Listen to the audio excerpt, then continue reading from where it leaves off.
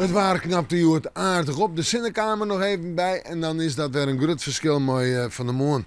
Maar ze blijft het net, ja, want joen en vannacht is het weer rekken. Laat ik het maar op een richtje zetten. Joen en vannacht staan er gewoon buien. Maar kon ze op tongen, maar kon ze op hagel, maar kon ze op institten. Misschien wel weer te sneeuw. Neem het maar winterse buien, een koude boppeloft, uit een trog opklarings. En het waait stevig een huddewien uit westelijke richting naar het noordwest. En die huddewien natuurlijk in het kust- en waardgebied. Ja, in buien kon ze op die wien zitten, dus een waarschuwing voor het verkeer. Dan zetten we terug naar morgen. In de maand die uiteindelijk weer die buien. Nog een aantal buien. Misschien nog met tongen en hagel. Maar staan er gewoon winters in het terrein. En dan ga je in de midden hetzelfde verhaal als het droeg waar. En dan kun je boeten nog even wat van de temperaturen morgen om de 6 of zo'n graden heen. En de wind dan, die komt uit westelijke richting, west-zuidwest. En die is krachtig, krachtig van 6 voor het kust- en waardgebied.